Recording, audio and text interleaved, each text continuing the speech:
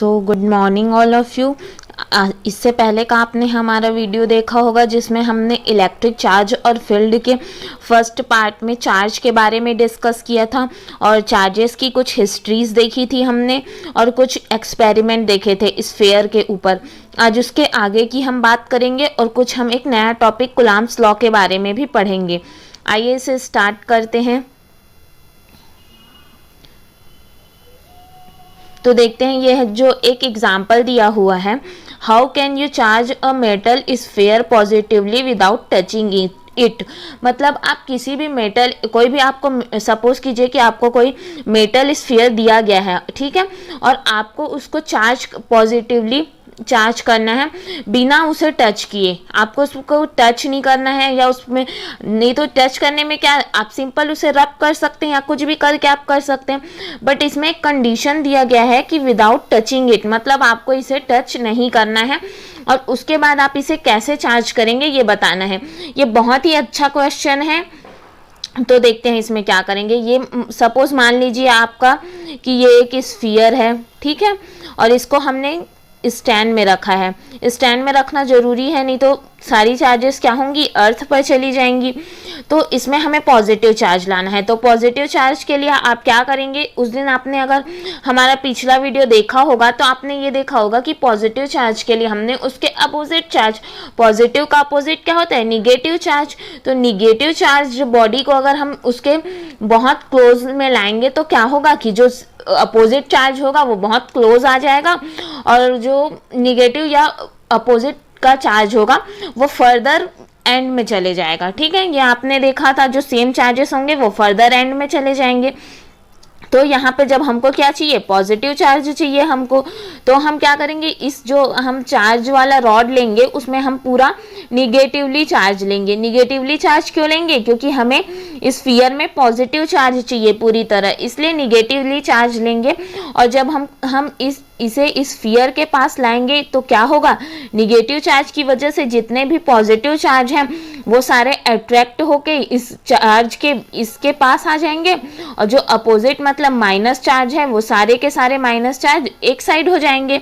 ठीक है, तो आप क्या करेंगे कि ये जब आपने देख लिया कि आपने जब निगेटिव चार्ज वाले प्लेट का यूज़ किया तो जितने भी पॉजिटिव चार्ज थे वो एक तरफ पास में आ गए और इसके अपोजिट जो निगेटिव चार्ज थे वो दूसरे तरफ चले गए। ठीक है, लेकिन हमको क्या करना है, हमको इसको पूरी तरह से पॉजिटिवली चार्ज करना है।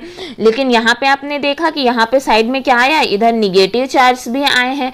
तो इसके लिए आप क्या करेंगे, इसके लिए आप ये जो निगेटिव चार्जेस रहेंगे, निगेटिव चार्जेस जो यहाँ पे निगेटिव चार्ज रहेंगे, इसकी हम क्या करेंगे, अर्थिंग कर देंगे। हम अर्थिंग कर देंगे और ये जो अर्थिंग का सिंबल रहता है ये पूरी ग्राउंडेड हो जाएगी। ग्राउंडेड मतलब जितना भी जो निगेटिवली चार्ज रहेगा वो क्या हो जाएगा, वो अर्थ पर चले जाएगा, और अर्थ पर चले जाएगा तो उसके बाद हमको क्या मिलेगा, स्फीयर जो हमें मिलेगा वो पूरी तरह से पॉजिटिवली चार्ज्ड होगा। और हमें यही इसमें कहा गया था कि आप उसे बिना टच किए कैसे आप उसे पॉजिटिवली चार्ज लाएंगे। तो ये आप देख लीजिए, अगर आपने इससे पहले वाला वीडियो देखा होगा तो ये आपको समझ आ ही गया होगा कि हमने इसे किस तरह से लाया है। ठीक है, होप आपको ये समझ आया होगा। और इसमें जो बातें ध्यान रखने लायक है वो ये है कि इसे स्टैंड पर ही रखना है, नहीं तो सारी चार्जेस क्या होंगी, अर्थ पर चले जाएंगी। और हमेशा हमें जो चार्ज चाहिए उसके अपोजिट चार्ज की प्लेट लेनी है। ठीक है, अपोजिट चार्ज के प्लेट लेंगे तो क्या होगा, अट्रैक्ट होके हमें वो चार्ज आसानी से मिल जाएगा। ये हो गया हमारा पहला स्फीयर से रिलेटेड एग्जांपल, जिसकी बात हम उस दिन कर रहे थे कि नेक्स्ट वीडियो में देखेंगे करके। आइए देखते हैं कुछ बेसिक प्रॉपर्टी, जो इलेक्ट्रिक चार्ज की बेसिक प्रॉपर्टी क्या होती है। ठीक है, पहले ही देख लेते हैं कि ये लाइक चार्ज क्या होता है। लाइक चार्ज जो होता है ना, उसमें सेम चार्जेस होते हैं, जैसे प्लस और प्लस, माइनस और माइनस, ये क्या होते हैं, सेम चार्ज है। और आप सब जानते हैं, इससे पहले आपने पढ़ा ही है कि सेम चार्जेस में क्या होता है, रिपल होता है। ये एक दूसरे को रिपल करते हैं। रिपल का क्या मतलब है, एक दूसरे से दूर भागते हैं, मतलब उसी को आप कह सकते हैं कि एक दूसरे को हेट करते हैं, क्योंकि ये एक दूसरे को दूर भगाते हैं। ये इसको इधर आने नहीं देगा और सामने वाला उसको उधर जाने नहीं देगा, ऐसा रहता है इनका। और वहीं अगर बात करें अनलाइक चार्जेस की, तो अनलाइक चार्जेस क्या होते हैं, इसमें अपोजिट चार्जेस होंगे। जैसे एक अगर हमारा पॉजिटिव होगा तो दूसरा निगेटिव होगा, उसी तरह एक अगर निगेटिव होगा तो फिर जो अगला होगा वो क्या होगा, पॉजिटिव होगा। तो इनके बीच क्या होता है, अपोजिट जो चार्जेस होते हैं उनके बीच आप हमेशा याद रखिएगा कि अपोजिट के बीच अट्रैक्शन होता है। अट्रैक्शन यहाँ पे इसे समझने के लिए आप ये कह सकते हैं कि वो एक दूसरे को, मतलब उनके बीच एक लव जैसा है कि वो एक दूसरे को अट्रैक्ट कर रहे हैं, और उनके अपोजिट जो लाइक चार्जेस हैं वो क्या कर रहे हैं, हेट कर रहे हैं, मतलब एक दूसरे को दूर भगा रहे हैं। ठीक है, ये हो गया लाइक चार्ज और अनलाइक चार्ज। अब देखते हैं एडिटिविटी ऑफ चार्ज। एडिटिविटी मतलब आप नाम से ही समझ रहे होंगे कि इसमें हमें क्या करना है, ऐड करना है चार्जेस को। हम ये बताएंगे कि हम चार्जेस को किस तरह से ऐड कर सकते हैं। ठीक है, सपोज मान लीजिए कि कोई सिस्टम है हमारे पास, ठीक है, उसमें बहुत सारे चार्जेस है, बहुत सारे चार्जेस है इसमें। ठीक है, Q1 Q2 ये आप सपोज कर लीजिए Q3। तो इसके चार्जेस को हमने नोट कर लिया, क्या चार्जेस हैं टोटल, Q1 Q2 Q3 कब तक के, Qn तक के लेंगे हम। n की वैल्यू हमें पता है क्या, नहीं, Qn तक के हमने एक वैल्यू ले ली। अब हम इस चार्ज को, अगर टोटल चार्ज को देखें तो हम क्या करेंगे, सारे चार्जेस को ऐड कर देंगे। अगर हमें टोटल चार्जेस इस बॉडी का निकालना होगा तो हम क्या करेंगे, सभी चार्जेस को एक दूसरे से प्लस कर देंगे, तो हमें टोटल चार्जेस पता चल जाएंगे जो इस बॉडी में है। तो ये Q1 हो गया प्लस Q2 हो गया प्लस Q3 हो गया, Qn तक लेंगे। ठीक है, यही हम कह रहे हैं कि हम किसी भी चार्ज को ऐड कर सकते हैं। उसी तरह हम क्या कर सकते हैं, चार्ज को सब्सट्रैक्ट भी कर सकते हैं। सपोज मान लीजिए कि कोई बॉडी है, उसमें चार्ज है, ठीक है, अब मान लीजिए इसमें कुछ कुलाम में है चार्ज, तो कोई 2 कुलाम है, कोई 3 है, कोई 4 है, कोई 5 है, ऐसे कुलाम में वैल्यूज दी गई है, कोई माइनस में, कोई प्लस में, इस टाइप की इसकी वैल्यूज दी गई है। ठीक है, तो हम क्या करेंगे कि यहाँ पे आप देखिए 2 कुलाम है एक चार्ज, एक है -3 कुलाम, उसके बाद है 4 कुलाम, उसके बाद है -5 कुलाम। ये सारे चार्जेस हमें दिए हुए हैं, तो इसको हमें क्या करना है, यहाँ पे सब्सट्रैक्ट करना है। 2c लिखेंगे, -3c हो जाएगा हमारा, प्लस 4c हो जाएगा, और वहीं -5c हो जाएगा। तो ये 4 और 5 का क्या हो गया हमारा, 2 और 3 का -1, और 4 और 5 का भी क्या हो गया, -1, और -1 क्या हो जाएगा हमारा, -2। और चार्ज को हमेशा कुलाम से डिनोट करते हैं, ये तो आप सबको पता ही होगा। तो ये हो गया हमारा एडिटिविटी ऑफ चार्ज, मतलब हम चार्ज को ऐड भी कर सकते हैं आपस में, और वहीं हम चार्ज को सब्सट्रैक्ट भी कर सकते हैं। अब देखते हैं second, A property of charge by which the total charge of an isolated system always remains constant. ठीक है, कुछ आप ये समझ लीजिए कि कोई भी चार्ज है ना, उसका जो टोटल चार्ज है वो हमेशा 0 ही होता है। ठीक है, यहाँ पे जैसे आप फॉर एग्जांपल आप ये देखिए कांस्टेंट या 0 कह लीजिए आप, तो NaCl में यहाँ पे हमें कोई चार्ज दिख रहा है क्या, अभी इसके ऊपर चार्ज देखें तो क्या है, कोई चार्ज 0 दिख रहा है हमें। उसके बाद हम Na को अगर प्लस में किए, उसके बाद माइनस में कर दिए हम, तो सपोज मान लीजिए कि यहाँ पे जो +1 है, ठीक है, Na के साथ क्या है, +1 है, और वहीं Cl के साथ क्या है, -1 है, तो +1 और -1 क्या हो गया हमारा, 0। मतलब दोनों तरफ क्या आ गया हमारा, इधर स्टार्टिंग में जो था हमारा वही हमको इसको सॉल्व करने के बाद भी वही प्राप्त हो गया। तो इसीलिए यही कहते हैं कि ये जो क्या होता है, चार्जेस जो हैं कांस्टेंट होते हैं। A property of charge by which the total charge of an isolated system. Isolated system मतलब आप समझ ही गए होंगे, आइसोलेटेड मतलब कोई अगर अकेला है कोई चार्ज तो वो क्या होता है, वो कांस्टेंट होता है पूरी तरह से। ठीक है, आइए अब देखते हैं कि ये क्वांटाइजेशन ऑफ चार्ज क्या होता है। क्वांटाइजेशन ऑफ चार्ज को समझने के लिए आप सपोज कर लीजिए कि कोई यहाँ पे बिल्डिंग है, ठीक है, अब हमने अगर यहाँ पे यहाँ पे हमने सपोज कर लिया कि कोई बिल्डिंग है, ठीक है, कोई बिल्डिंग है। अब उस बिल्डिंग में अगर मैं आपसे ये कहूँ कि उसमें कितने फ्लोर हैं, तो आप क्या बताएंगे, एक ग्राउंड फ्लोर बताएंगे, फिर first floor, second floor, third floor, ऐसे टाइप आप क्लासीफाई करके बताएंगे। मतलब आप जो वैल्यू बताएंगे वो ऐसे बताएंगे क्या कि 1.5 है, ऐसा आप कहेंगे क्या? नहीं, बिल्कुल नहीं कहेंगे। या 2.5 या 3.5 ऐसे वर्ड का आप यूज नहीं करेंगे। आप कहेंगे 1 है, 2 है, या 3 है, ये 4 है, सब एक एक आप एक इंटीजर की तरह ही बताएंगे ना। ठीक वही प्रकार, उसी प्रकार होता है हमारा क्वांटाइजेशन ऑफ चार्ज। ठीक है, the property of charge by which charge are integral multiple of basic unit of charge. ठीक है, यहाँ पे जो आपको ये डेफिनेशन समझ आ गई होगी कि the property of charge which charge are integral multiple, integrals में होते हैं ये, जैसे हमने लिया 1, 2, 3, 4 ऐसे में होंगे इसकी वैल्यू, 1/2, 1/4 ऐसा हम नहीं ले सकते। ये जो पूरी वैल्यूज होंगी वो इंटीग्रल मल्टीपल होगी of basic unit of charge, electron या प्रोटॉन। इलेक्ट्रॉन जो होता है उसको हम किससे डिनोट करते हैं? इलेक्ट्रॉन के लिए E- का, और वहीं अगर प्रोटॉन की बात होगी तो E+ का यूज करेंगे। और आप सब जानते हैं कि Q = N × E होता है, ये हमारा चार्ज का फॉर्मूला है। इससे पहले वीडियो में भी हमने इसको देखा था कि Q = N ही होता है, जहाँ पे Q जो हो रहा है चार्ज ऑफ बॉडी है। ठीक है, किसी भी बॉडी पर जो चार्ज रहता है वो उसको हम Q से डिनोट करते हैं, और उसी प्रकार यहाँ पे जो N है उससे हम किसी भी इंटीजर को दिखाते हैं। इंटीजर मतलब आप देख लीजिए वो 0 हो सकता है, प्लस या माइनस में 1 हो सकता है, प्लस या माइनस में 2, प्लस माइनस में 3। ये जो सारे वैल्यूज हैं ये हमारे इंटीजर्स में आएंगे। अब होप आपको इतना समझ आ गया होगा। जो चार्ज की हमने बेसिक जो हमारी उस दिन हमने पढ़ी थी, उसके बाद जो छूट गई थी उस टॉपिक को हमने कवर किया, जाना कि चार्ज के बारे में, और जो बातें रह गई थी उनके बारे में हमने डिस्कस कर लिया है। अब हम देखते हैं कि जो हमारा नया टॉपिक है वो है हमारा कुलाम्स लॉ।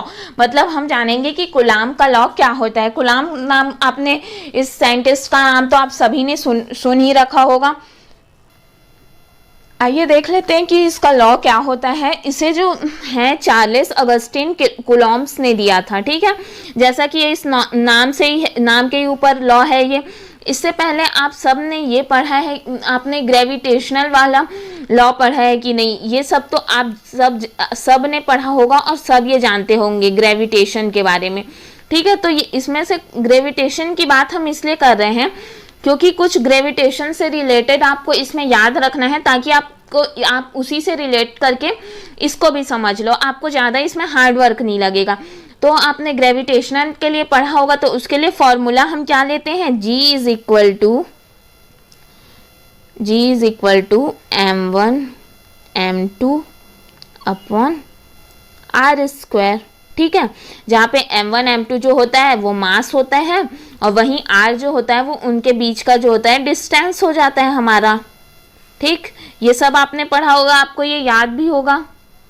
तो इसी से रिलेटेड हम जो देखेंगे इसका भी इक्वेशन निकालेंगे। आप इसको दिमाग में रख के चलेंगे ना तो आपको इसे समझने में बहुत आसानी होगी। आइए देखते हैं। ये जो होता है ये it is a force between 2 point charge. ये जो फोर्स होता है हमारा वो 2 पॉइंट चार्ज के बीच में लगता है। ठीक है, अब जान लीजिए कि पॉइंट चार्ज क्या होता है। तो पॉइंट चार्ज जो होता है उसमें जो हमारा साइज जो होता है ना, हम डिस्टेंस के कंपेयर में हम साइज को नेग्लेक्ट कर देते हैं। ठीक है, सपोज आप इसे ऐसे समझने का कोशिश कीजिए कि यहाँ पे अगर आप देख रहे हैं कोई ट्रेन है। ठीक है, ट्रेन यहाँ पे बहुत बड़ी सी दिख रही है आपको, लेकिन ये बहुत दूर चली गई, ये बहुत ज़्यादा दूर चली गई। ठीक है, आप तो यहीं पे ही हैं, आप यहीं पे ही हैं, लेकिन ट्रेन बहुत दूर चली गई है। तो ये आपको बिल्कुल छोटी एक ऐसी एक पॉइंट की तरह दिखाई देगी। ठीक है, दूर से जब आप देखेंगे तो ये आपको बिल्कुल एक पॉइंट की तरह दिखाई देगी। इसे ही हम पॉइंट चार्ज कहते हैं। मतलब इसमें क्या होता है, डिस्टेंस के कंपेयर में जो उसका साइज होता है वो नेग्लेक्ट कर देते हैं हम। ठीक है, और आप दूर से देखेंगे तो आप क्या कहेंगे कि वो एक पॉइंट चार्ज की तरह आपको दिख रहा है, मतलब एक छोटा सा दिख रहा है, आप ऐसे कहेंगे, बट एक्चुअल में वो क्या है, वो बहुत बड़ा है ना। उसी प्रकार आप ये देख लीजिए कि सन के लिए क्या है, जो हमारा अर्थ है वो बिल्कुल पॉइंट चार्ज की तरह है, क्योंकि डिस्टेंस इतनी ज़्यादा हो जाती है कि हमें वो जो पार्टिकल्स होते हैं वो बहुत छोटे दिखने लग जाते हैं। पार्टिकल्स या कोई भी ऑब्जेक्ट ले लीजिए, डिस्टेंस इतनी ज़्यादा होती है कि वो बिल्कुल छोटे से दिखने लग जाते हैं। ठीक है, अब हम देख लीजिए पॉइंट चार्ज का यहाँ पे डेफिनेशन देख लेते हैं। तो पॉइंट चार्ज जो होता है, the linear size of charge bodies are much smaller than distance separating them. वही जो हमने कहा कि जो चार्ज बॉडीज हैं वो बहुत ज़्यादा डिस्टेंस की वजह से क्या होने लगती है, स्मॉल दिखने लगती है। जैसे आप अगर वहीं पे ही हैं और आपने ट्रेन देखा तो वो क्या दिखेगी आपको बड़ी दिख रही है, लेकिन वो डिस्टेंस की वजह से क्या होता है, वो हमें छोटी दिखने लग जाती है। साइज में be ignored and charge bodies are treated as point charge. इसीलिए जो वो चार्ज बॉडीज होती हैं वो हमें क्या दिखती है, पॉइंट की तरह नजर आने लगती है, पॉइंट चार्ज की तरह। ठीक है, ये बात हो गई पॉइंट चार्ज के बारे में। होप आपको ये समझ आया होगा कि पॉइंट चार्ज क्या कह रहा है यहाँ पे। अब आप कूलॉम का लॉ समझिए। ठीक है, कूलॉम के लॉ को समझने के लिए आप सपोज कर लीजिए यहाँ पे कि यहाँ पे दो चार्जेस हैं। ठीक है, ये जो हमारा चार्ज है, पहला पॉइंट चार्ज जो है Q1 और दूसरा पॉइंट चार्ज जो है Q2 है हमारा। ठीक है, तो यहाँ पे क्या होगा, the force between two points is directly proportional to the product of their charge. आपने इससे पहले मैंने इसीलिए कहा कि ग्रेविटेशनल वाले को थोड़ा याद कर लीजिए, क्योंकि वहां पे हमने Q1 Q2 की जगह क्या लिया था, M1 और M2 लिया था। सेम वैसे ही हम यहाँ पे ही करेंगे। जो फोर्स होगा, जो इन दोनों के बीच यहाँ पे जो पॉइंट्स चार्ज हैं इनके बीच जो फोर्स लग रहा है वो डायरेक्टली प्रोपोर्शनल क्या होगा, प्रोडक्ट ऑफ देयर चार्ज। जो ये चार्ज के प्रोडक्ट हैं उनके डायरेक्टली प्रोपोर्शनल होगा। तो इक्वेशन क्या हो जाएगा, F is proportional to, F जो होगा वो प्रोपोर्शनल टू हो जाएगा Q1 और Q2 के। ठीक है, यह हो गया हमारा फर्स्ट इक्वेशन। अब देख लेते हैं सेकंड। तो the force various inversely the square of distance. ठीक है, और उसी तरह जो इनवर्सली प्रोपोर्शनल क्या हो जाएगा, इनके बीच के डिस्टेंस मतलब आर स्क्वायर के। ठीक है, ये जो फोर्स लग रहा है हमारा वो इक्वल इनवर्सली प्रोपोर्शनल किसके हो जाएगा, 1/r² के। F is inversely proportional r² हो जाएगा। ठीक है, मतलब इनवर्सली प्रोपोर्शनल मतलब क्या होगा कि अगर हम फोर्स बढ़ रहा है मतलब उनके बीच की दूरी क्या है, कम है, और अगर फोर्स कम है मतलब उनके बीच की दूरी बहुत अधिक है। इनवर्सली प्रोपोर्शनल का मतलब यही होता है। ठीक है, तो आप अगर फर्स्ट और सेकंड इक्वेशन को आपने सॉल्व किया तो आप ये पाएंगे कि F is proportional to Q1 Q2 upon r²। ठीक है, अब यहाँ पे जब आप सब जानते होंगे कि जब हम यहाँ पे प्रोपोर्शनैलिटी का साइन हटाएंगे तो वहाँ पे हमें क्या लेना होगा, एक कांस्टेंट लेना होगा। तो यहाँ पे जो कांस्टेंट हम यूज करेंगे वो एक K होगा। K हमारा एक कांस्टेंट होगा। ठीक है, याद रखिएगा ये जो K है हमारा ये स्मॉल K है। ठीक है, कैपिटल K नहीं है, ये यहाँ पे हमने स्मॉल K लिया है। Where K is a constant of proportionality and it is called electrostatic force constant. ये जो K है वो हमारा प्रोपोर्शनैलिटी का कांस्टेंट है जिसे हम इलेक्ट्रोस्टैटिक फोर्स कांस्टेंट कहते हैं। आप सब ने जानते ही हैं कि जो हम पढ़ रहे हैं वो क्या है, पूरा इलेक्ट्रोस्टैटिक के बारे में है, इसलिए ये हो जाएगा electrostatic constant. The value of K depends on the nature of medium. इससे पहले भी हमने जितने कांस्टेंट लिया, कांस्टेंट की वैल्यू क्या करती है, कहीं ना कहीं मीडियम पर डिपेंड करती है, मतलब उसका एयर पर वैल्यू अलग होगा। वहीं अगर वाटर पे देखें तो उसका वैल्यू अलग होगा, उसका जो मीडियम होगा उसके अकॉर्डिंग उसकी वैल्यू होती है। ठीक है, तो यहाँ पे the value of K depends on the nature of the medium between two charges. मतलब वो दोनों चार्जेस जिस मीडियम में रखी है उसके ऊपर डिपेंड करता है कि उसका कांस्टेंट का वैल्यू क्या रखेंगे हम। इस charge located in free space. ठीक है, अब हम बात कर लेते हैं कि जब चार्ज होगा फ्री स्पेस या वैक्यूम में। वैक्यूम मतलब वैक्यूम या आप ये कह सकते हैं एयर, मतलब वहां पे एयर होगा, एयर वाला मीडियम है वहां पे, तब हम बात करेंगे कि हमारी वैल्यू क्या होगी। ठीक है, तो कांस्टेंट की वैल्यू देख लीजिए आपकी, कांस्टेंट की वैल्यू क्या होगी। तो जब ऐसा वैक्यूम या एयर की बात करें तो K जो होगा हमारा 1/4 पाई एप्सिलॉन 0। एप्सिलॉन 0 पढ़ते हैं ना, इसको याद रखिएगा, ये हमारा एप्सिलॉन 0 है, और न्यूटन मीटर स्क्वायर और कूलम्ब स्क्वायर, ये आप जान लीजिए। इसको हम आगे बताएंगे भी कि इसकी value newton metre square upon coulomb square कैसे आई। ठीक है, अब देख लीजिए कि फोर्स फोर्स का हमने क्या निकाला था, Q1 Q2 upon R square, और यहाँ पे K की जगह क्या रख देंगे, K की जगह ये वैल्यू पुट अप कर देंगे हम, जो हमारी K की वैल्यू क्या है 1/4 एप्सिलॉन नॉट या एप्सिलॉन 0, उसको हमने यहाँ पे पुट अप कर दिया। और आप सभी जानते होंगे कि ये 1/4 एप्सिलॉन नॉट का वैल्यू क्या होता है 9 × 10⁹ ठीक है। आप इसको यहाँ पे ये भी डिनोट कर सकते हैं, या आप सिर्फ इतना भी रख सकते हैं 1/4 एप्सिलॉन 0, ठीक है। और Q1 Q2 upon R square. आइए बताते हैं कि इसका हमने यूनिट मतलब ये जो न्यूटन मीटर स्क्वायर कुलाम्ब स्क्वायर निकाला वो कैसे निकाला, ठीक है। इसके यूनिट के लिए पहले आप ये देखिए, ये आपको दिख रहा है इक्वेशन, ठीक। तो F इज इक्वल टू यहाँ पे हमने क्या किया 1/4 एप्सिलॉन ही हमारा क्या है K है, K रखा यहाँ पे Q1 Q2 upon R square. हमको वैल्यू किसकी निकालनी है K की, तो हम K को क्या कर दिए एक साइड कर दिए और बाकी सारे टर्म्स इस साइड आ गए। तो टर्म क्या हो गए F into R square upon Q1 और Q2। आप सभी जानते हैं कि आप हमें अब आपको ये सो याद होगा 11th का, अब इतना तो अब सब नहीं भूल जाते, 11th का याद होगा ये आपको कि फोर्स का क्या होता है हमारा। फोर्स का अगर यूनिट देखें हम तो फोर्स के लिए हम न्यूटन का यूज करते हैं, ठीक है। तो यहाँ पे n आ गया न्यूटन, और वहीं आर स्क्वायर मतलब क्या है, वो दूरी है, दो जो हमने पॉइंट चार्ज लिए हैं उनके बीच की दूरी है, तो वो क्या हो जाएगी आर की जगह हम दूरी के लिए मीटर का यूज करते हैं तो m स्क्वायर हो जाएगा ये हमारा। और उसी तरह Q1 और Q2 क्या है, यहाँ पे Q1 और Q2 जो दो चार्जेस हैं, और चार्जेस के लिए हम क्या का यूज करेंगे कुलाम्ब का, और यहाँ पे 2 है इसलिए क्या हो गया कुलाम्ब का स्क्वायर हो गया। तो हमारा क्या आ गया न्यूटन मीटर स्क्वायर और कुलाम्ब स्क्वायर। ये हम देख लिए कि यूनिट कैसे निकालते हैं। अब बात कर लेते हैं डायमेंशंस की, कि डायमेंशंस क्या होती है। डायमेंशंस में आप ये देखिए कि जो इसका डायमेंशंस होता है, आप सब ने डायमेंशंस भी पहले पढ़ा ही होगा कि हम कैसे निकालते हैं क्या निकालते हैं, इसलिए यहाँ पे हम ना कुछ वैल्यूज डायरेक्टली लेते जाएंगे, ठीक है।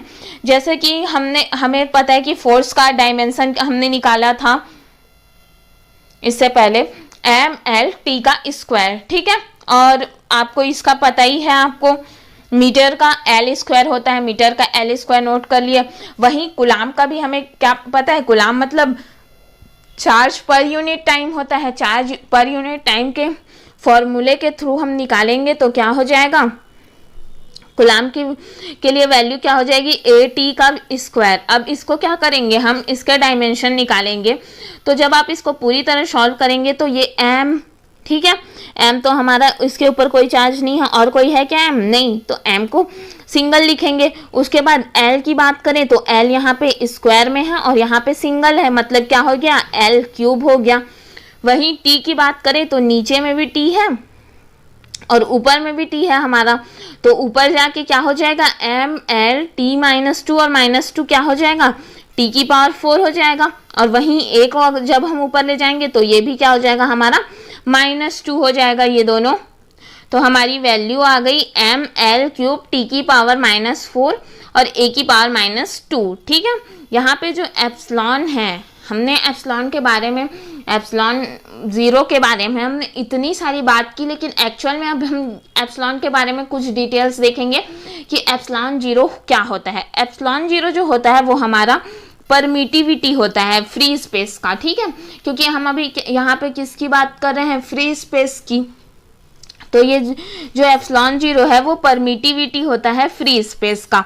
अब ये देख लीजिए आप इक्वेशन जो हमने निकाला, ये पहला equation F is equal to 1/4 pi epsilon naught Q1 Q2 upon R का स्क्वायर, ठीक है। तो यहाँ से जब अगर हम एप्सिलॉन 0 की वैल्यू निकालें तो एप्सिलॉन 0 की वैल्यू क्या हो जाएगी Q1 Q2। अब बाकी जो टर्म है एप्सिलॉन 0 को इधर रखिए और बाकी टर्म को क्या कर दीजिए एक साइड कर दीजिए। तो यहाँ पे जो Q1 Q2 चार्ज है, इसलिए हमने फिर से इसके लिए क्या लिया कुलाम्ब का स्क्वायर लिया, और जो नीचे फोर्स है उसके लिए न्यूटन लिया, और वहीं दूरी के लिए क्या लिया मीटर का स्क्वायर लिया। तो इसका जो K का यूनिट हो जाएगा वो हो जाएगा न्यूटन मीटर स्क्वायर और कुलाम्ब स्क्वायर, ठीक है। ये एप्सिलॉन के लिए हमने निकाल लिया, और ये भी जान लिया कि एप्सिलॉन क्या होता है, एप्सिलॉन 0 जो होता है वो एक परमिटिविटी होता है फ्री स्पेस के लिए।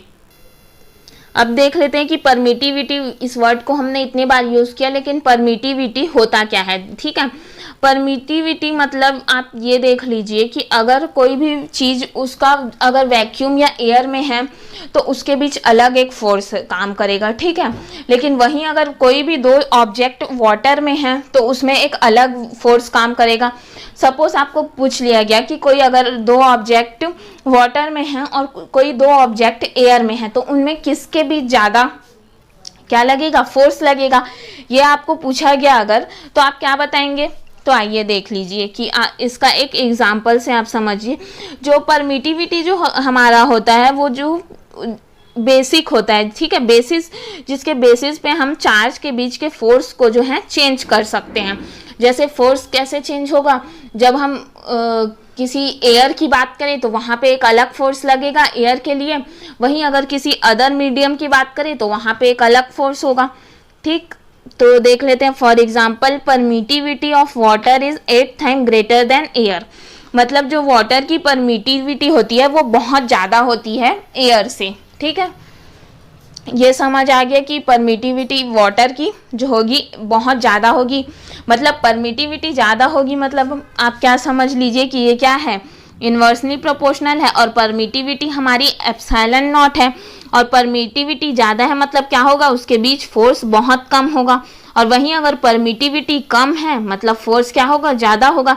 इससे आप ये बता सकते हैं कि एयर में ज़्यादा होगा कि वाटर में। ये क्वेश्चन आपसे पूछा जा सकता है, बहुत अच्छा क्वेश्चन है ये, इसलिए इसके बारे में आप याद रखिएगा कि जब ये इन्वर्सली प्रोपोर्शनल है मतलब क्या होगा कि जब ये बढ़ेगा तो ये घटेगा, वहीं ये घटेगा तो ये बढ़ेगा, ऐसा होता है इसका रूल। ठीक है, तो इससे हम क्या निकाले कि the force between charge located in water is about of force between located in air. ठीक है, ये हो गया हमारा, हमने बता दिया कि यहाँ पे जो है 8 टाइम ग्रेटर देन एयर होगा। जो वाटर की परमिटिविटी है वो ज़्यादा होगी। ठीक है, वाटर की परमिटिविटी ज़्यादा हुई मतलब क्या हुआ, उसके बीच फोर्स है जो कम लगेगा। जो भी ऑब्जेक्ट हमने वाटर में बात की, अगर कोई ऑब्जेक्ट है तो उनके बीच फोर्स कम लगेगा। वहीं इसके अपोजिट अगर एयर की बात करें तो वहाँ परमिटिविटी ज़्यादा होगी तो ये फोर्स कम होगा। वही बात हमने यहाँ नीचे कही है। ठीक है, आइए देखते हैं डाई इलेक्ट्रिक कांस्टेंट और रिलेटिव परमिटिविटी। अब डाई इलेक्ट्रिक कांस्टेंट को आप ये समझ लीजिए कि डाई इलेक्ट्रिक कांस्टेंट जो हमारा होता है ना, वो जैसे हम परमिटिविटी पढ़े तो परमिटिविटी क्या होता है, सिर्फ एक वैक्यूम और एयर की, वैक्यूम या एयर की बात की हमने। लेकिन अगर मान लीजिए कि मीडियम चेंज हो गया, मान लीजिए मीडियम वाटर हो गया, या हम किसी अदर किसी प्लेनेट में जाएं और वहाँ हम निकालना चाहें दो चार्जेस के बीच कितना फोर्स लग रहा है, क्या लग रहा है, तो तब के कंडीशन में जो होता है हम डाई इलेक्ट्रिक कांस्टेंट या रिलेटिव परमिटिविटी की बात करते हैं हम। ठीक है, तो इसके पहले आपने क्या देखा कि हमने फोर्स निकाला वैक्यूम के बीच के लिए, हमने एक इक्वेशन निकाला है कि फोर्स जो होगा वैक्यूम के बीच उसका एक इक्वेशन आएगा 1/4πε0 Q1 Q2 upon R square. ये तो हमारा पहला इक्वेशन हो गया। होप इसमें किसी को कोई प्रॉब्लम नहीं होगी। और अब देख लेते हैं कि when charge are saturated in medium other than vacuum of air. ठीक है, तो अगर हम यहाँ पे कोई भी मीडियम चेंज कर दीजिए, ठीक है, मान लीजिए सपोज इससे पहले हमने क्या किया, वैक्यूम के बारे में बात किया, लेकिन अब हम मीडियम चेंज कर रहे हैं। सपोज मान लीजिए वाटर में जा रहे हैं या किसी भी अदर मीडियम में जा रहे हैं, तो उसके लिए अगर हम निकालें फॉर्मूला तो उसके लिए क्या होगा 1/4π तो सेम होगा यहाँ पे, लेकिन हमने एप्सिलॉन 0 का यूज़ किया है, लेकिन अदर मीडियम के लिए यहाँ पे सिर्फ एप्सिलॉन आएगा। ये आप याद रखना, ये वैल्यू यहीं पे बस डिफरेंस है और कोई डिफरेंस नहीं है। ठीक है, बाकी Q1 Q2 upon R square दोनों में रहेगा। ये हो गया हमारा। तो जब हम क्या करेंगे, ये हमारा फर्स्ट इक्वेशन है और सेकंड इक्वेशन है। ठीक है, इन दोनों को डिवाइड करें हम अगर फोर्स जो है वैक्यूम में उसको डिवाइड करें फोर्स मीडियम में, तो इन सब की वैल्यू आप पुटअप कर दीजिए। ये इक्वेशन फर्स्ट की वैल्यू है और ये इक्वेशन सेकंड की वैल्यू है। ठीक है, तो ये जो 1/4π है 1/4π है वो दोनों में कैंसिल आउट हो जाएगा। तो यहाँ पे क्या बच गया हमारा एप्सिलॉन 0 और यहाँ पे एप्सिलॉन बच गया, और Q1 Q2 upon R square भी दोनों में से कट जाएगा। तो ओवरऑल जो वैल्यू आई फोर्स वैक्यूम और फोर्स मीडियम की जो value I epsilon 0 upon epsilon i. ठीक, आप इसे समझ लीजिए ऐसे, ये एक सेकेंड ना, एक सेकेंड, ये थोड़ा ज़्यादा आगे बढ़ गया। हाँ, ये देख लीजिए आप कि यहाँ पे क्या आई 1 अपॉन एप्सिलॉन नॉट आई। ठीक है, उसके फिर अपॉन में क्या आई 1 अपॉन एप्सिलॉन। तो ये जब हम ऊपर करते हैं तो क्या होता है, एप्सिलॉन जो है ऊपर चले जाएगा और एप्सिलॉन नॉट यहाँ आ जाएगा। तो क्या हो गया, ये एप्सिलॉन ऊपर चले गया और अपॉन एप्सिलॉन नॉट, और इसी एप्सिलॉन और एप्सिलॉन नॉट को क्या कहते हैं हम, एप्सिलॉन आर। ठीक है, या उसी को हम कांस्टेंट के रूप में लेंगे तो कैपिटल के लेंगे। इसीलिए हमने कहा था कि याद रखिएगा वहाँ पे स्मॉल के है, क्योंकि यही डिफरेंस है। जब हम वहाँ पे कांस्टेंट लेंगे तो वो स्मॉल के होगा और यहाँ पे जो वैल्यू आएगी उसे हम कैपिटल के रूप में डिनोट करेंगे। अब देख लीजिए, जो यहाँ पे एप्सिलॉन आर है हमारा, उसे ही हम क्या कहेंगे, रिलेटिव परमिटिविटी। रिलेटिव परमिटिविटी की हम बात कर रहे हैं, ये जो हमारा हो जाएगा रिलेटिव परमिटिविटी हो जाएगा। अब देख लीजिए आपकी, अगर हम यहाँ पे सारे टर्म्स को एक तरफ कर लें तो फोर्स जो है हमारा मीडियम, उसको हमने एक कर लिया। ठीक है, तो यहाँ पे इस इक्वेशन से हमने मीडियम को एक तरफ किया तो इधर क्या बचेगा, फोर्स जो है वैक्यूम में बचेगा, और ये इक्वल में हमने क्या लिया, के लिया, कैपिटल के। तो कैपिटल के को रखेंगे यहाँ पे, तो जो हमारी फोर्स मीडियम की वैल्यू क्या हो जाएगी, एफ वैक्यूम का आप सबको पता है इक्वेशन हमने क्या निकाला, 1/4 pi epsilon naught Q1 Q2 upon R square. इसमें ये एफ वैक्यूम की पूरी वैल्यू डिनोट कर दीजिए, और उसके बाद यहाँ पे जो कैपिटल के टर्म एक्स्ट्रा आ रहा है उस कैपिटल के को यहाँ पे रख दीजिए। ठीक है, तो ये हमारा इक्वेशन हो जाएगा। और वहीं हम अगर बात करें एयर की, तो एयर में जो के की वैल्यू, ये सब एक्सपेरिमेंटल वैल्यू है, इसे हमें याद रखना है। तो एयर में जो होती है के की वैल्यू वो 1 होती है। वहीं अगर हम वाटर में बात करें तो के की वैल्यू 80 होती है, और अगर ग्लास की बात करें हम तो 3 to 4 के बीच होती है। ठीक है, होप आपको हमारा ये टॉपिक समझ आया होगा। अगर इस टॉपिक से रिलेटेड कोई भी डाउट्स हो रहे हैं आपको तो आप हमें कमेंट सेक्शन पर बताइए, या आप हमें ईमेल कीजिए, हम आपकी पूरी हेल्प करेंगे। और अगर अभी तक आपने चैनल को सब्सक्राइब नहीं किया है तो प्लीज़ सब्सक्राइब कीजिए, ताकि आगे upcoming video. Charge at rest and second, जब चार्ज पार्टिकल मोशन में होता है, तो जब चार्ज रेस्ट में होता है तो इस टाइप के स्टडी को हम इलेक्ट्रोस्टैटिक्स कहते हैं, साथ ही साथ स्टैटिक इलेक्ट्रिसिटी भी कहते हैं, और इसे फ्रिक्शनल इलेक्ट्रिसिटी भी कहते हैं। ये सारे नाम आप याद रखिए, हो सकता है किसी भी नाम से दे दें। ठीक है, और दूसरा जो होता है हमारा चार्ज पार्टिकल इन मोशन होता है, तो इसमें 2 प्रकार के फिनोमिना क्रिएट होते हैं। पहला जो होता है इलेक्ट्रिक फिनोमिना होता है, और सेकेंड हमारा मैग्नेटिक फिनोमिना होता है। तो इलेक्ट्रिक फिनोमिना में हम इलेक्ट्रिसिटी के बारे में बात करेंगे, वहीं मैग्नेटिक फिनोमिना में हम मैग्नेटिज्म के बारे में बात करेंगे। और अगर इन दोनों को हम कंबाइन कर दें, इलेक्ट्रिसिटी और मैग्नेटिज्म को, तो ये हो जाएगा इलेक्ट्रोमैग्नेटिज्म, जो कि फाउंडेशन ऑफ मॉडर्न फिजिक्स होता है। मॉडर्न फिजिक्स के बारे में आप सबने क्लास 11th में पढ़ा ही है कि मॉडर्न फिजिक्स जो होता है उसमें हम बहुत एलिमेंट्री चार्ज पार्टिकल से डील करते हैं, जो बहुत ही छोटे होते हैं, जैसे एटम हो गया, न्यूट्रॉन हो गया, प्रोटॉन हो गया, ये सारे आ जाते हैं उसमें। अब हम देखते हैं कि इलेक्ट्रिक चार्ज क्या होता है, तो इसकी डेफिनेशन देख लेते हैं। Electric charge is something that has intrinsic property. तो पहले आप ये जान लीजिए कि इंट्रिंसिक का क्या मीनिंग होता है। इंट्रिंसिक मतलब होता है कि समथिंग, कुछ ऐसा जिसको हम 2 पार्ट में नहीं डिवाइड कर सकते। मतलब ये नहीं कह सकते कि अगर मेरे पास कुछ है चार्ज या कोई एटम में चार्ज है और मैं ये कहूँ कि इसको 2 पार्ट में डिवाइड कर देंगे, मतलब आधा कोई और रख ले और आधा मैं, तो ऐसा नहीं हो सकता। इसे ही हम इंट्रिंसिक प्रॉपर्टी कहते हैं। ये जो होता है इलेक्ट्रिक और मैग्नेटिक फील्ड में, मैग्नेटिक फील्ड क्रिएट करता है 2 या मोर देन 2 पार्टिकल्स में। ठीक है, अब हम इसको इलेक्ट्रिक चार्ज को समझने से पहले इसकी डेफिनेशन तो हमने देख ली, लेकिन इसको और डीपली समझने के लिए हम इसकी हिस्ट्री में जाते हैं। तो हिस्ट्री में आप सबने एक साइंटिस्ट का नाम सुना होगा जो कि है थेल्स। ये जो आए थे हमारे 1600 BC की बात है ये। तो इन्होंने क्या किया कि इन्होंने एक एक्सपेरिमेंट किया। इसके लिए इन्होंने एक अंबर की रॉड ली और एक सिल्क क्लॉथ लिया, ठीक है। उन दोनों को आपस में रब किया, और रब जब किया तो उन्होंने पाया कि रब करने पर जो अंबर की रॉड थी वो रब के बाद बहुत ही स्मॉल पार्टिकल्स जैसे डस्ट हैं या कोई भी हल्की ऑब्जेक्ट है ना, तो उसको अपने तरफ वो अट्रैक्ट कर रहा था। ये चीज़ इन्होंने देखा, लेकिन इसके बाद इन्होंने इस पर कुछ ज़्यादा डिस्कस नहीं किया और इन्होंने ऐसे ही इसे छोड़ दिया, ठीक है। जैसे कि कुछ भी आप गवर्नमेंट वाला काम देखते होंगे तो उसमें क्या करते हैं कि शुरू में एकदम रहता है लेकिन उसके बाद उन्हें वैसे ही छोड़ देते हैं, वैसा कुछ हो गया ये वाले हिस्ट्री के साथ, ठीक है। उसके बाद आफ्टर 2000 ईयर लेटर, मतलब इतने जब 2000 साल हो गए तो लगभग मान लीजिए 1600 AD में जो हमारे एक साइंटिस्ट आए गिलबर्ट ने भी कुछ एक्सपेरिमेंट किए। आइए देखते हैं कि इन्होंने क्या क्या एक्सपेरिमेंट किया। तो इन्होंने जो पहला एक्सपेरिमेंट किया उसमें इन्होंने 2 ग्लास रॉड लिए और एक सिल्क लिया, ठीक है। अब इन दोनों को इन्होंने आपस में रब कराया, और जब इन्होंने रब कराया तो इन्होंने पाया कि ये जो दोनों रॉड हैं वो अब एक दूसरे को रिपल कर रहे हैं मतलब एक दूसरे से दूर भगा रहे हैं, मतलब ये इसके तरफ डिस्ट्रैक्ट कर रहा है और ये भी इसको इस तरफ रहने को बोल रहे हैं, ऐसा पाया उन्होंने।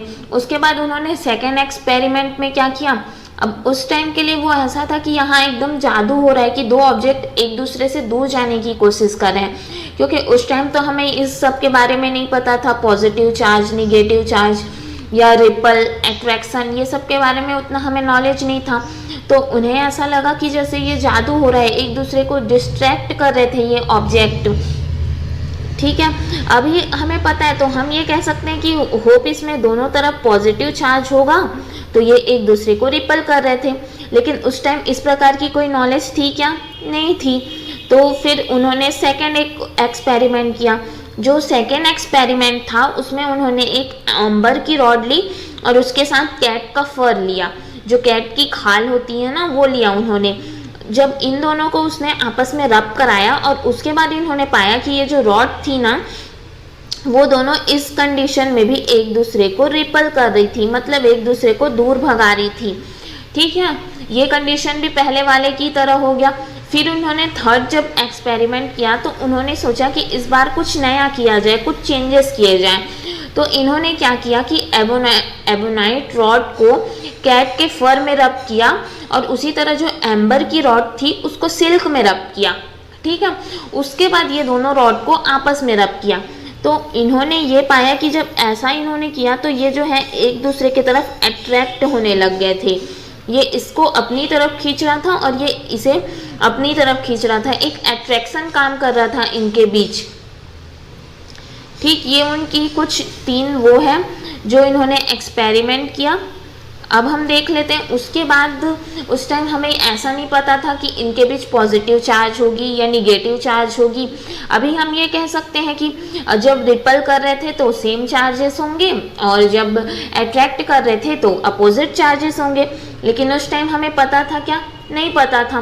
उसके बाद जो आए हमारे साइंटिस्ट वो थे बेंजामिन फ्रैंकलिन, जो 1715 में आए। तो इन्होंने हमें बताया कि कोई भी जो पार्टिकल्स होते हैं उनमें 2 प्रकार के चार्ज मिलते हैं। पहला जो होता है पॉजिटिव चार्ज और सेकंड होता है निगेटिव चार्ज, ठीक है। तो इन्होंने कुछ स्टेटमेंट्स दिए, उसके बारे में बात करते हैं हम। इन्होंने कहा कि द चार्ज ऑन ग्लास और cats fur have positive charge, मतलब जो ग्लास में चार्ज है और कैट के फर में है वो पॉजिटिव चार्ज है। इन्होंने इसी एक्सपेरिमेंट के ऊपर ही बताया। और जो एबेनॉइट और सिल्क क्लॉथ है उनमें निगेटिव चार्ज है। और थर्ड बताया if an object processes an electric charge it has set the object electrified. कोई भी ऑब्जेक्ट अगर इलेक्ट्रिक चार्ज है वो किसी ऑब्जेक्ट को अपनी ओर अट्रैक्ट कर रहा है, मतलब हम ये कह सकते हैं कि वो ऑब्जेक्ट इलेक्ट्रीफाइड है, या उसी को हम कहते हैं कि वो ऑब्जेक्ट चार्ज है। सपोज आप मान लीजिए कि आप एक पेन लीजिए और उसके बाद उसे आप अपने सर पर रब कीजिए, और रब करने के बाद जो बहुत छोटे छोटे कागज़ के टुकड़े होते हैं ना उन्हें उन पर लगा कर देखिए। आप देखेंगे कि वो जो पेन होगा ना वो छोटे छोटे कागज़ के टुकड़ों को अपनी तरफ अट्रैक्ट करेगा। उसमें चिपक जाएंगे। तो ये इसका मतलब है कि जो पेन हमने रखा है, जो हमने रब किया, तो पेन जो है वो चार्ज हो गया, इसलिए हम ऐसा पाया गया। ठीक है, तो लेकिन हमको उस टाइम क्या पता था, सिर्फ अब इस हिस्ट्री से हमें सिर्फ इतना पता था कि पॉजिटिव चार्ज होते हैं और निगेटिव चार्ज होते हैं, लेकिन उस टाइम हमें इलेक्ट्रॉन प्रोटॉन के बारे में नहीं पता था। क्योंकि आप सब जानते हैं या नहीं जानते होंगे तो देख लीजिए, इलेक्ट्रॉन की खोज कब हुई थी? 1897 में, जो जे थॉमसन ने किया था। उसी प्रकार प्रोटॉन की खोज 1917 में हुई थी, जिसे रदरफोर्ड ने किया था। और ये जब बेंजामिन फ्रैंकलिन आए तब क्या था? 70-50 था, मतलब ये उसके बाद ही खोज हुए ये दोनों। तो उस टाइम हम ये नहीं बता सकते थे कि पॉजिटिव चार्ज में इलेक्ट्रॉन है, निगेटिव चार्ज में प्रोटॉन है, ऐसा हम कुछ भी चीज़ नहीं बता सकते थे। अब हम देख लेते हैं electric theory origin of charge के बारे में हम पढ़ लेते हैं। तो कोई, आप सभी जानते होंगे कि कोई भी जो मैटर होता है वो एटम से मिलकर बना होता है। बहुत छोटे छोटे या बहुत एक मॉडरेट साइज में जो होते हैं एटम्स होते हैं, जिनसे मिलकर कोई भी मैटर बनता है, कोई भी पदार्थ बनता है। ठीक है, आप सबको पता ही होगा। और किसी भी एटम में 3 प्रकार के चीज़ पाए जाते हैं। पहला जो होता है इलेक्ट्रॉन, सेकेंड प्रोटॉन और थर्ड न्यूट्रॉन होता है। तो जो इलेक्ट्रॉन होता है वो निगेटिवली चार्ज्ड होता है, प्रोटॉन होता है वो पॉजिटिव चार्ज होता है, और न्यूट्रॉन में किसी भी प्रकार का कोई चार्ज नहीं होता है। वही जब हम बात करें न्यूक्लियस की, न्यूक्लियस एक अलग चीज़ है ना। न्यूक्लियस जो होता है वो प्रोटॉन और न्यूट्रॉन होता है, इन्हें हम कंबाइन करके न्यूक्लियस कहते हैं। और अगर बात हो न्यूक्लियस की, तो न्यूक्लियस में हमारा पॉजिटिव चार्ज पाया जाता है। ठीक है, अब हम देखते हैं electronic theory of origin charge. तो इसमें जो कोई भी, और आप ये ध्यान रखिए कि कोई भी अगर एटम है, ठीक है, उसे हमने रब नहीं किया है या उस पर कोई हम एक्सटर्नल कुछ नहीं कर रहे हैं, तो वो न्यूट्रल होता है, मतलब उसमें किसी भी प्रकार का कोई चार्ज नहीं पाया जाता। ठीक है, अब हम देख लेते हैं कि ये डायग्राम से हम समझने की कोशिश करते हैं। तो ये जो आपको बीच का सेंटर दिख रहा होगा, ये हमारा सेंटर जो है वो न्यूक्लियस है। न्यूक्लियस में प्रोटॉन और न्यूट्रॉन पाए जाते हैं। और इसके जो साइड में आपको दिख रहा है ये पूरा सर्कल, इसमें ये जो है ये सब हमारे इलेक्ट्रॉन्स है। ठीक है, तो जो इलेक्ट्रॉन सर्कल के बहुत ही पास हैं वो न्यूक्लियस से एकदम जुड़े हुए हैं, मतलब अटैच्ड हैं, और उन्हें दूर हटाना बहुत मुश्किल है, मतलब उन्हें बाहर निकालना बहुत मुश्किल है एज कम्पेयर टू उन इलेक्ट्रॉन्स के जो कि बाहर में हैं। ठीक है, सपोज मान लीजिए कि ये बाहर वाला जो इलेक्ट्रॉन है उसे मैंने किसी ऑब्जेक्ट से रब कर दिया। ठीक है, रब कर दिया तो ये जो इलेक्ट्रॉन क्या हो जाएगा? ये चार्ज हो जाएगा। जैसे कि आप सब जानते ही होंगे कि जो भी क्लासरूम प्रिंसिपल के ऑफिस के पास होता है, वहाँ के बच्चे थोड़ी सिंसियरली पढ़ाई करते हैं एज़ कम्पेयर टू उन बच्चों के जो कि जिनकी क्लास थोड़ी दूर होती है। वहाँ थोड़ा हंगामा ऐसे मस्ती चलते रहते हैं। ठीक है, तो हम इसी की बात करेंगे। ये जो हमारा इलेक्ट्रॉन है इसको हमने चार्ज कर दिया, जो दूर वाला है, मतलब दूर वाली क्लास के। तो ये क्या होगा? अब ये चार्ज हो गया। अब ये चार्ज हुआ तो ये क्या करेगा? जो बाकी आजू बाजू क्लास है, मतलब जो और इलेक्ट्रॉन्स हैं, उन्हें डिस्ट्रैक्ट करेगा, उन्हें भी अपने साथ मस्ती करने के लिए कहेगा, ऐसा हम कह सकते हैं। तो ये जो सारे इलेक्ट्रॉन ये जो होंगे, ये पूरे चार्जेस जो फ्रीली घूमने लगेंगे। ठीक है, सब के सब चार्जेस जो होंगे वो फ्रीली ट्रैवल करने लगेंगे इस सर्कल में, और ये जो होगा ये पूरा चार्ज हो जाएगा। और ये जो इलेक्ट्रॉन्स होंगे ना, ये सारे जो फ्रीली घूमते रहेंगे, इन्हें हम फ्री इलेक्ट्रॉन कहते हैं। ठीक है, ये सारे हमारे फ्री इलेक्ट्रॉन कहलाएंगे। ये जितने भी हमने जो इलेक्ट्रॉन्स देखे ना जो कि घूमते रहेंगे इसके आउटसाइड में, वो पूरे के पूरे फ्रीली इलेक्ट्रॉन होंगे। जो फ्री इलेक्ट्रॉन्स होते हैं उनसे ही जुड़कर अब दो बात सामने आती है। फ्री इलेक्ट्रॉन से रिलेटेड हम पढ़ेंगे तो जो पहला होता है कंडक्टर होता है, और दूसरा जो होता है हमारा इंसुलेटर होता है। ये फ्री इलेक्ट्रॉन्स के ही थ्रू आप इसे समझ पाएंगे कि ये दोनों चीज़ होते क्या हैं। तो पहले हम देख लेते हैं कि कंडक्टर क्या होता है, इसकी डेफिनेशन देखते हैं। The substance through electric charge flow is easily. कोई भी सब्सटेंस जिसमें इलेक्ट्रिक चार्ज जो होता है हमारा वो ईजिली फ्लो करेगा। अब आप सबको समझ आ गया होगा कि ईजिली कब फ्लो करेगा, जब उसमें फ्री इलेक्ट्रॉन्स बहुत ज़्यादा रहेंगे, ठीक है, तब वो ईजिली फ्लो करेगा उसमें चार्ज। फॉर एग्जाम्पल आप ले लीजिए मेटल हो गया, एनिमल बॉडी या ह्यूमन बॉडी हो गई, और जो अर्थ जो होता है हमारा वो सबसे अच्छा कंडक्टर होता है, ठीक है। अब हम बात करते हैं इंसुलेटर की, इसकी डेफिनेशन देख लेते हैं। Substance which offer high resistance to passes of electric charge, मतलब इसमें से इलेक्ट्रिक चार्ज को निकलने के लिए या चार्ज होने के लिए बहुत ज़्यादा, मतलब ये एक रेजिस्टेंस लगाता है, मतलब एक प्रतिरोध लगाती है, जिससे कि जो फ्री इलेक्ट्रॉन होते हैं ना वो बहुत ज़्यादा न्यूक्लियस से जुड़े होते हैं, उन्हें निकालना बहुत मुश्किल होता है।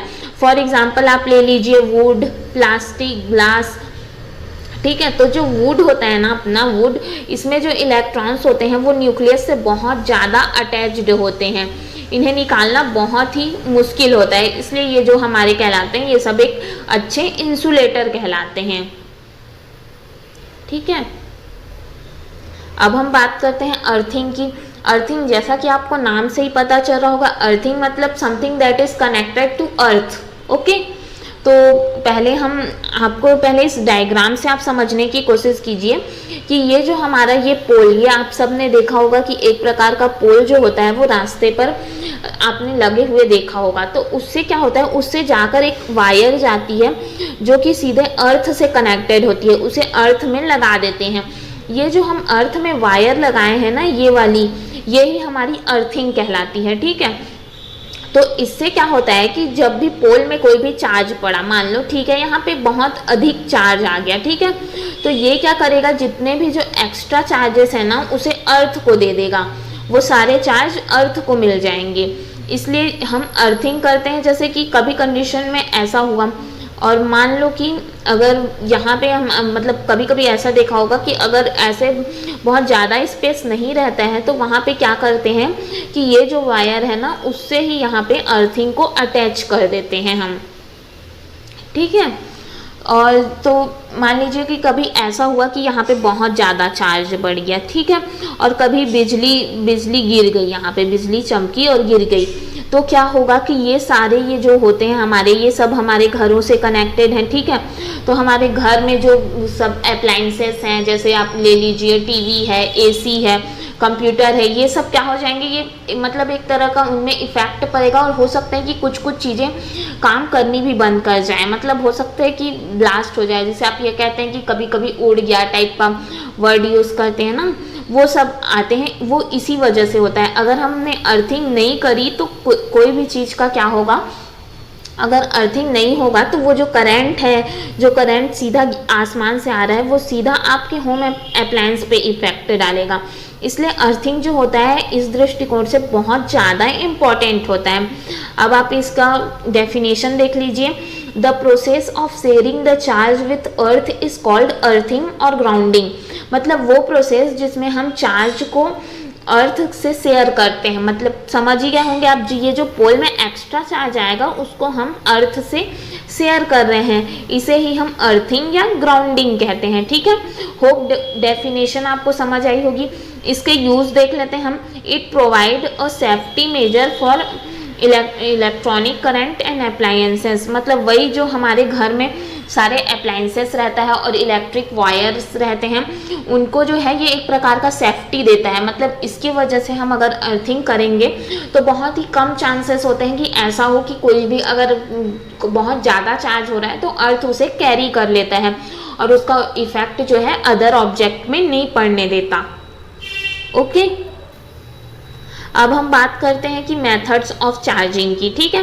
पहला जो होता है चार्जिंग बाय कंडक्शन होता है। चार्जिंग बाय कंडक्शन को आप सब जानते होंगे, वही जो हमने पहले एक्सपेरिमेंट में देखा और पढ़ा भी है कि जब हम किसी भी चीज़ को किसी चीज़ से रब करते हैं, मान लीजिए कि दो प्रकार का वो है, ये एक मेटल है, कांच का मतलब रॉड है, और दूसरा एक रॉड है, ठीक है।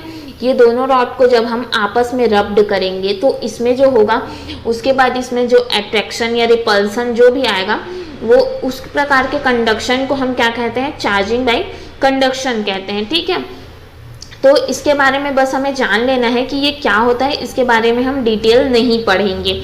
और जो हमारा दूसरा है चार्जिंग बाय इंडक्शन है, इसके बारे में हम एनसीईआरटी में बहुत डिटेल डिस्कशन करेंगे, ठीक है।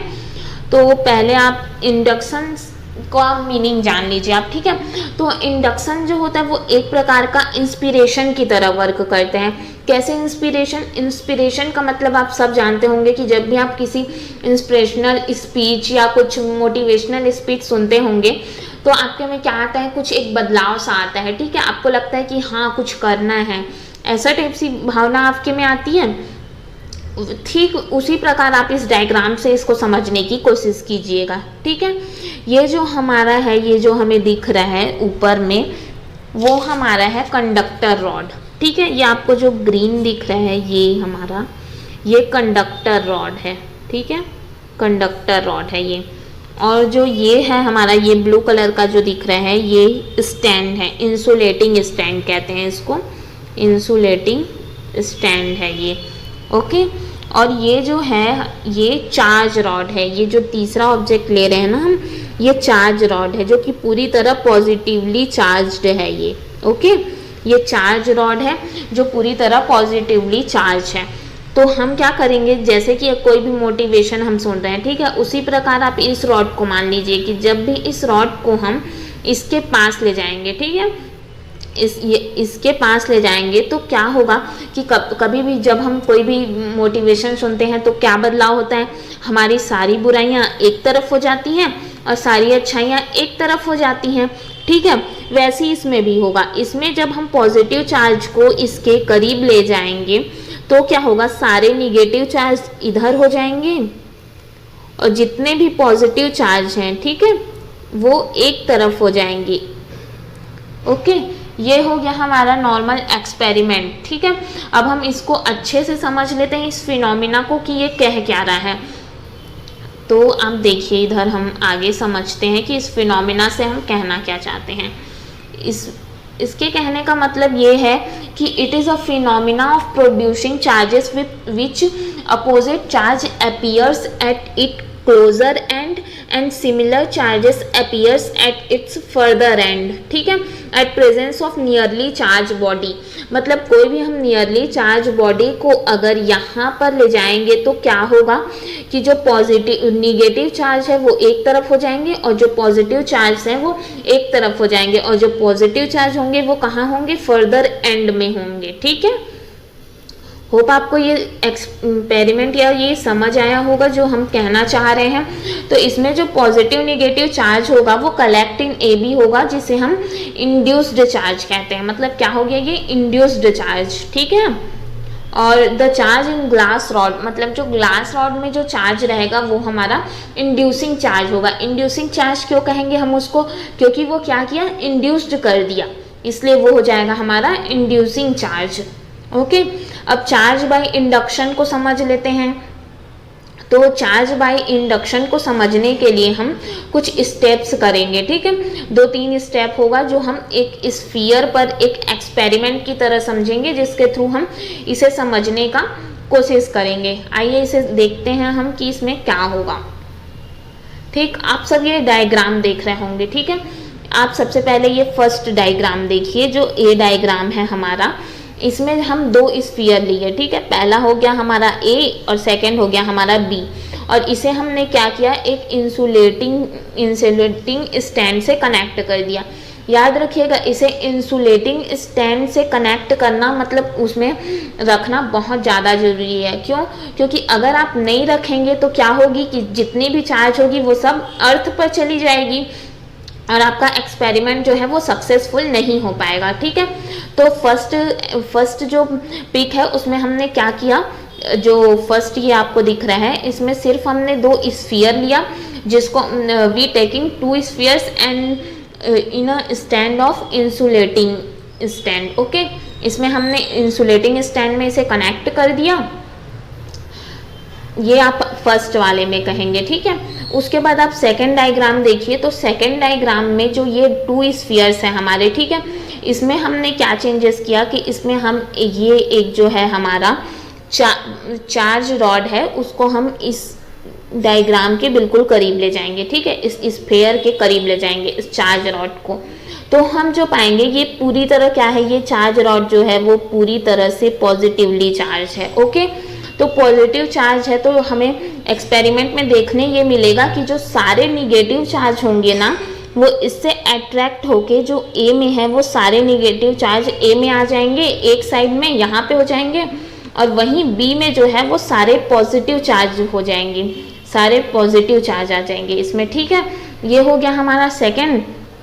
अब हम बात करते हैं थर्ड की।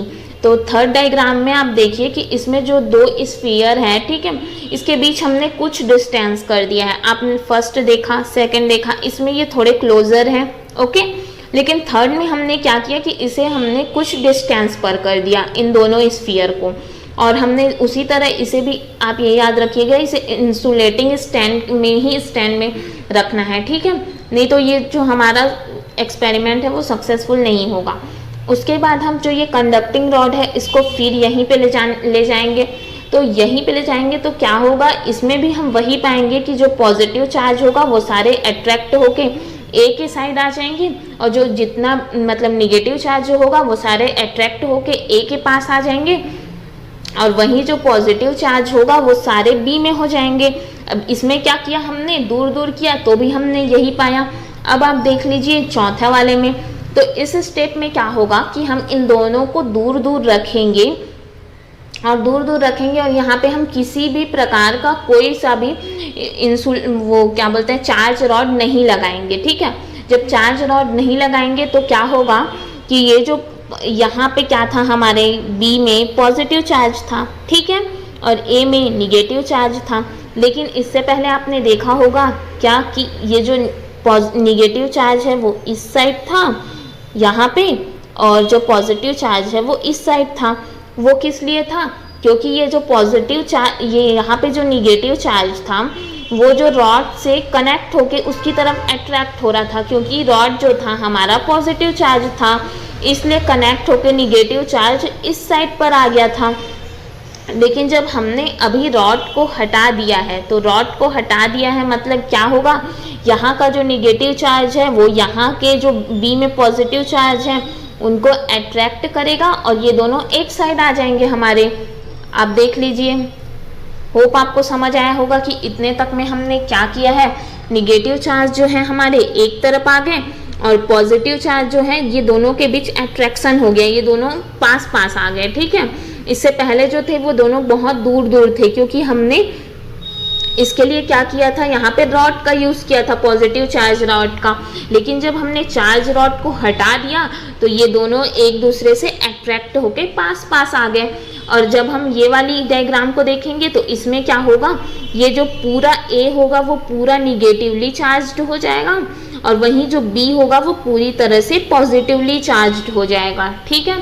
होप ये आपको स्फीयर के में जो हमने एक्सपेरिमेंट किया वो आपको समझ आया होगा कि जब किसी भी कोई स्फीयर या कोई भी ऑब्जेक्ट के सामने हम पॉजिटिव चार्ज अगर रॉड ले जाएंगे तो जो निगेटिव चार्ज होगा वो अट्रैक्ट होके पॉजिटिव चार्ज के पास वाली बॉडी में आ जाएगा, और जो अपोजिट चार्ज होगा वो फर्दर एंड में पहुंच जाएगा, ठीक है। जैसा ये आपको एक्सपेरिमेंट आपको पूरी तरह समझ आया होगा, और आपको अगर कोई भी डाउट होगा तो आप हमें कमेंट सेक्शन में बताइए, हम आपके डाउट को पूरी तरह से दूर करने की कोशिश करेंगे।